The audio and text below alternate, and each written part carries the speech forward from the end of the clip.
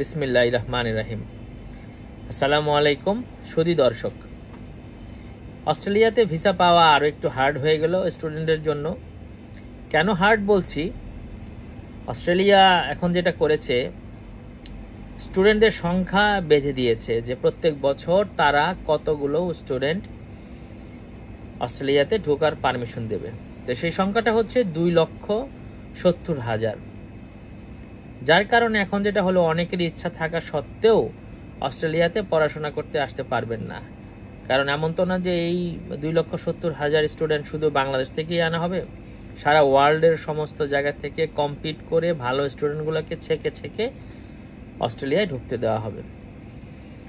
তো যাই হোক, অস্ট্রেলিয়াতে এমনিতেই অনেক হার্ড হয়ে যাচ্ছিল থাকা, তারপরে আপনার স্টুডেন্ট ভিসা, এরপরে আপনার পার্মানেন্ট রেসিডেন্সি পাওয়া, সব ক্যাটাগরিতেই একটু একটু করে প্রবলেম হচ্ছিল। সমস্যা মানে এটা প্রবলেমটা বলছে এই জন্য যে হার্ড হয়ে যাচ্ছিল, সেটাকে বোঝাচ্ছিলাম। তো যাই হোক, তারপরেও বাংলাদেশি স্টুডেন্টরা পড়তে আসবে, আমি চাই তারা আসুক। কিন্তু কেউ যদি মনে করেন যে হ্যাঁ এখানে ট্রাই করে সময় নষ্ট না করে অন্য কোথাও কিছু করা যায় কিনা, তাহলে সেকেন্ড অপশন হিসেবে আমি বলতে পারি নিউজিল্যান্ডে ট্রাই করতে পারেন। নিউজিল্যান্ডের ভিসা ফি, থাকা খাওয়ার খরচ সব কিছুই অস্ট্রেলিয়া থেকে অবশ্যই কম। আর তাদের ইউনিভার্সিটির পড়াশোনাও ওয়ার্ল্ডের ভালো ভালো পজিশনে আছে, যেটা করেও আপনি কোথাও কোনো দেশে বা অস্ট্রেলিয়াতে বা আপনার মানে নিউজিল্যান্ডেও যদি ভালো ভালো জায়গায় জব খোঁজেন, আপনার জব হয়েও যেতে পারে। তো যার কারণে এখন আমার ছোট্ট পরামর্শ হচ্ছে আমার স্টুডেন্ট ভাই ব্রাদারদের জন্য, যারা বাংলাদেশ থেকে পড়াশোনা করার জন্য এতদিন শুধু অস্ট্রেলিয়াকেই প্রায়োরিটি দিয়ে যাচ্ছিলেন, তাদের উচিত হবে একটু অন্যদিকে ট্রাই করা।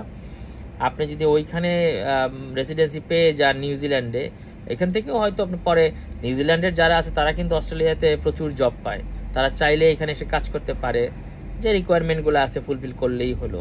সো যদি সেটাও হয়, তাহলেও আমি বলবো যারা মানে হতাশ না হয়ে নিউজিল্যান্ডের জন্য অ্যাপ্লাই করা, নিউজিল্যান্ডের ভিসা নেওয়া, নিউজিল্যান্ডে পড়াশোনা করা, আবার খরচপাতিও যেহেতু কম, আবার আপনার পড়াশোনা শেষ হলে নিউজিল্যান্ডে থাকার পারমিশন আছে কিছুদিনের, যেখানে যতদিন আপনি কাজ করতে পারবেন, অ্যাটলিস্ট তো 3 ইয়ার্সের মতো দেয় ওরা।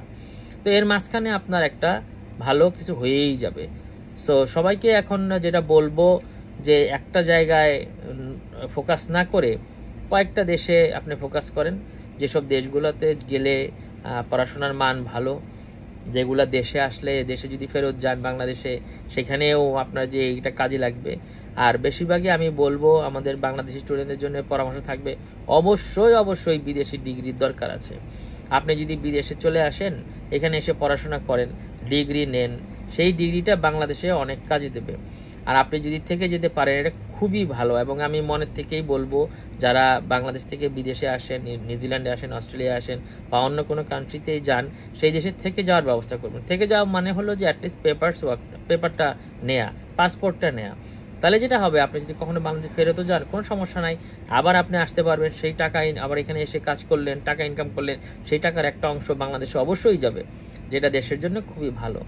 তো মানে এন্ড অফ দ্য ডেতে আমার আসলে আজকের কথা বলার উদ্দেশ্য একটাই, যেহেতু অস্ট্রেলিয়াতে একটু হার্ড হয়ে যাচ্ছে, আগে থেকেই একটু চিন্তা ভাবনা করুন, সময় যেন নষ্ট না হয়, পয়সা যেন নষ্ট না হয়, এমন কোনো কিছু করা উচিত যেখানে গেলে আপনাদের ফিউচারটা ভালো হবে এবং দেশের ফিউচার তাতে অবশ্যই ভালো হয়ে যাবে। দুইটা কারণে, এক হলো মেধা, আমরা বিদেশে আসলে ভালো মেধা পাবো, জ্ঞান অর্জন করতে পারবো। 2, টাকা একটা বিরাট ফ্যাক্টর, সেভ হবে এবং আর্ন করা যাবে, এবং এই আর্নিংটাই বাংলাদেশের রেমিটেন্স হিসেবে ফেরত যাবে, যেটা দেশের জন্য উপকার হবে দুই দিক থেকেই। এবং আপনার নিজের তো অবশ্যই উপকার হবে, এবং নিজের উপকারটা সবার আগে দেখতে হবে। নিজের উপকার হলে দেশের উপকার অবশ্যই হবে। আপনি ভালো থাকলে দেশ ভালো থাকবে, এটা একদম গ্যারান্টেড। সো আজ কথা না বাড়িয়ে আজকে এই পর্যন্তই। ভালো থাকবেন সবাই, আর সঠিক সিদ্ধান্ত নিন, আর সবার পাশে থাকুন, আমার পাশে থাকুন। ধন্যবাদ সবাইকে।